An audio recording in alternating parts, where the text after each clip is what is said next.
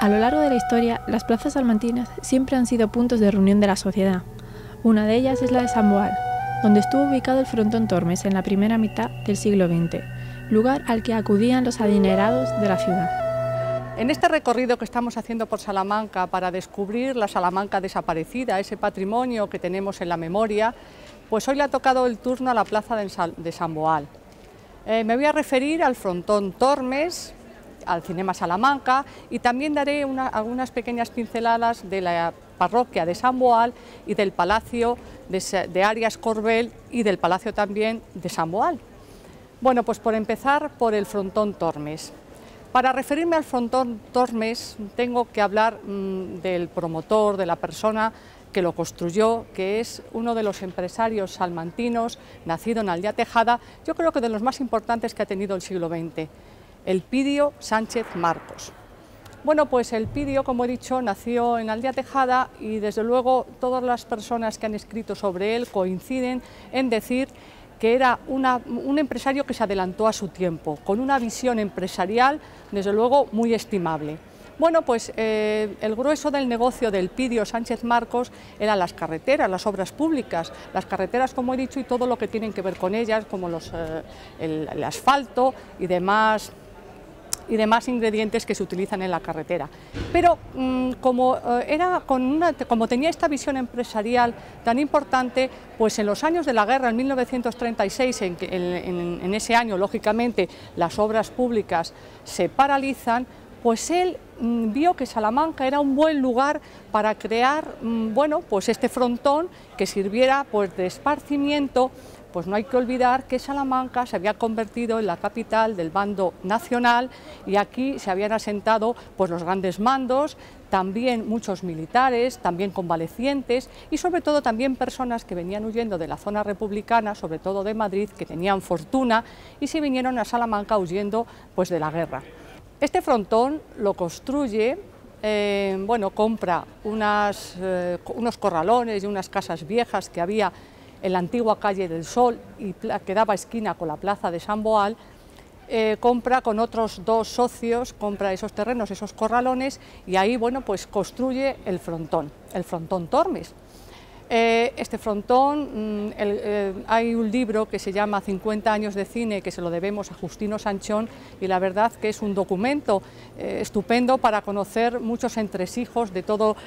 lo que estuvo detrás en la construcción del frontón y luego posteriormente del cine Salamanca, porque él ha tenido la oportunidad pues de hablar con testigos directos de las dos construcciones. Bueno, pues este frontón tenía una cancha de 30 metros de largo y 10 de ancho. También tenía un guardarropía, tenía también una sala para las apuestas, porque lo importante era que aquí se hacían apuestas, entonces pues la gente se entretenía mucho. También tenía una barra y otro dato muy curioso, que como he dicho antes, que esto se empieza a construir en el 36, aunque se paraliza durante unos meses y luego se retoma en el 37 y en pocos meses está terminado, bueno, pues estamos en los años de plena efervescencia de la guerra, por lo cual también Elpidio Sánchez Marcos construye un búnker en los sótanos del frontón. Bueno, pues aquí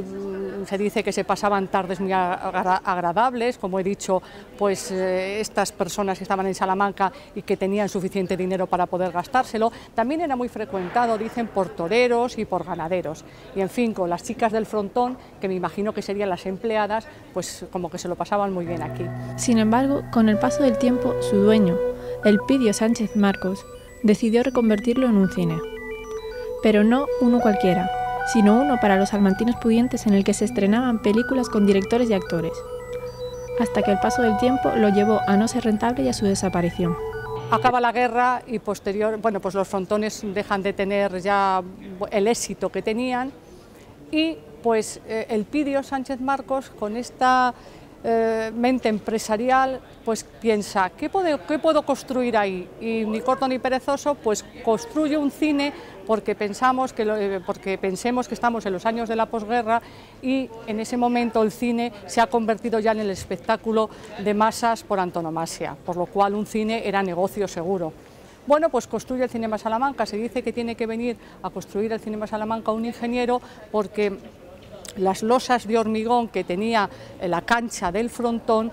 pues la verdad es que eran difíciles de quitar para construir el cine. Bueno, pero se construye un cine que, según las crónicas periodísticas de esos momentos, era de lo mejor de Salamanca, era un cine con todos los adelantos, tenía un aforo de 867 localidades repartidas en el patio de butaca, en el anfiteatro y en los palcos. Elpidio Sánchez Marcos pues quería convertir al Cinema Salamanca en el cine de las clases pudientes de la ciudad, y para ello no reparaba en gastos, no solamente por este motivo, sino porque, como era un buen empresario, pues quería meterse de lleno en el mundo del cine, por lo cual, cuando estrenaba algunas películas, pues invitaba a los directores, a los actores, y claro, se creaba un clima muy interesante en la ciudad, y ya digo, pues era frecuentado por, vamos a decir, por las clases medias altas y la alta sociedad. También es verdad que, bueno, pues a la entrada del patio de butacas a las mujeres se les daba una flor, y a los señores que no iban bien arreglados, con corbata y con zapatos, que iban en zapatillas y sin corbata, se los mandaba a gallinero. Otra cosa curiosa es que Elpidio Sánchez Marcos vivía en la plaza de San Boal y él había hecho una entrada directa que conectaba con el cine. Bueno, pues se estrenó, el día del estreno, que fue un 3 de marzo de 1945, se puso El fantasma de Doña Juanita, una película de Rafael Gil, y al estreno vino Rafael Gil y también algunos actores, Antonio Casal entre ellos, que era el protagonista. Justino Sanchón relata que hubo un rifirrafe entre Elpidio Sánchez Marcos y Antonio Casal, porque el propietario del cine se empeñaba en que tenía que decir unas palabras y Antonio Casal no quería, pero al final lo convenció. Y bueno, pues también otro dato interesante del Cinema Salamanca es que el Cineclub Universitario, ese cineclub tan importante que tuvo Salamanca en los años 50, pues la primera sesión y además posteriores también, la primera sesión se puso en el Cinema Salamanca, y ya digo, también posteriormente, y eso ocurrió el 8 de marzo de 1953. No hay que olvidar que posiblemente este cineclub universitario salmantino fue un poco el germen de esas famosas conversaciones sobre cine que hubo en Salamanca en 1955. Creo que es un dato curioso también respecto al Salamanca. Y así, bueno, pues va avanzando el tiempo, y en la década de los 80, pues ya sabemos que los cines, los grandes cines, también ven su final, y es la época de los minicines. Los hijos de Elpidio pues ya reconvierten el Cinema Salamanca en los minicines Salamanca, y bueno, ahora mismo lo que podemos ver en el lugar donde estuvo el Frontón Tormes y el Cine Salamanca, pues vemos ahora mismo que hay una buena construcción, unas casas de lujo, diría yo, que bueno, pues que están en ese lugar. En fin, los tiempos cambian. La plaza de San Boal también cuenta con una parroquia propia, originaria de la época de la repoblación, y con el palacio ya Las Corbelle, del que se cuentan varias leyendas. Bueno, por daros unos pequeños toques de la plaza de San Boal, no me resisto a hablar un poco de la parroquia de San Boal, una parroquia de la repoblación también, como ya hemos visto otras muchas. Ya tenemos noticia de ella por el fuero de 1125, que bueno, acá ha llegado hasta la actualidad, no la planta primitiva porque estaba muy estropeada, y en 1740 el marqués de Almarza, muy unido a la parroquia de San Boal, porque enfrente el palacio de Arias Corbel era donde él habitaba, pues lo reconstruye totalmente. Esta era una iglesia muy querida por los salmantinos, porque aquí se hacían las rogativas para que hubiera buenas cosechas. Entonces, en el fuero, en el artículo 253, se puede leer que recomiendan que se hagan las donaciones de San Boal a primeros de mayo para que Dios dé la lluvia.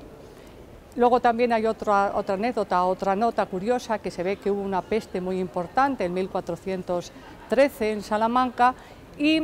pues los salmantinos debieron de invocar al santo para que les protegiera. Entonces también está recogido que el cabildo eclesiástico y el concejo de la ciudad hicieron voto de ir en procesión todos los 20 de mayo, que es cuando se celebra San Boal o San Baudilio, como también se lo conoce, pues tenían que ir en procesión en agradecimiento por la conducta del santo respecto a la epidemia de peste. Otra, no me resisto tampoco a decirlo, aunque yo creo que todos los salmantinos lo conocen, que esta es la famosa iglesia donde ocurre pues esa leyenda de la marquesa de Almarza, que el sacristán, la codicia del sacristán, pues impidió que la enterraran viva. La tradición popular dice que hay un subterráneo que une la iglesia de San Boal con el palacio de Arias Corbel. Entonces, por ese pasadizo es por donde llevaron al cadáver o al presunto cadáver, lo dejaron allí y bueno, ya sabemos que tenía unas joyas o por lo menos un anillo con una piedra preciosa y el sacristán pues esperó a que todos se fueran a dormir, se acercó al cadáver o al presunto cadáver, vuelvo a decir, sacó el anillo y como la señora no estaba muerta, que lo que debía de tener era un ataque de catalepsia, pues ahí se despertó. Me imagino que el sacristán saldría corriendo. Es una mujer, la marquesa de Almarza, María Manuela de Moctezuma, nieto de Silva, que ha quedado también en nuestra historia no solo por esta leyenda, sino porque era una mujer muy caritativa y se ve que después de este susto, pues la verdad es que hizo muchas donaciones al pueblo de Salamanca. Y para terminar, pues hablar del Palacio de Arias Corbel, que bueno, era un palacio solo, conocido con este nombre. La parte de la izquierda, que hoy en día llamamos el Palacio de San Boal, pues ahora mismo lo ocupa el Centro Hispano-Japonés, pero también tiene una historia muy interesante y además unos elementos artísticos que yo creo que los salmantinos que no lo conozcan deberían entrar a verlos, porque aquí se encuentra en el patio, que es del siglo XVI. Es verdad que se hizo una restauración, desde mi punto de vista poco afortunada, respecto a que el patio, el claustro del patio, pues lo han cerrado y la verdad es que pues pierde mucho, ¿no?, de esa originalidad que tenía, pero los elementos más importantes del patio, que eran esos bellísimos medallones, se siguen conservando y yo creo que bien merecen una visita. También muy importante la escalera, algunos autores dicen que guarda cierta semejanza con la escalera de la universidad. Y también como dato curioso, pues que aquí se estuvo instalado el duque de Wellington cuando la famosa guerra de la independencia en Salamanca, pues aquí estuvo él, era el lugar donde tenía sus aposentos. Luego, posteriormente, aquí estuvo la Escuela de Comercio en 1953, luego la Facultad de Empresariales y ahora, como he dicho antes, pues la Casa de Japón. Bueno, pues hasta aquí esos pequeños apuntes de esta plaza de San Boal, con esos lugares ya perdidos, solo algunos ya solamente la memoria, y otros que, bueno, que como he dicho antes, con algunas restauraciones pues poco afortunadas, pero que todavía están aquí. En la actualidad, la excesiva altura de los edificios de los alrededores de la plaza transmiten una sensación de ahogamiento y de encerramiento, algo que se debería haber evitado para respetar el entorno de San Boal.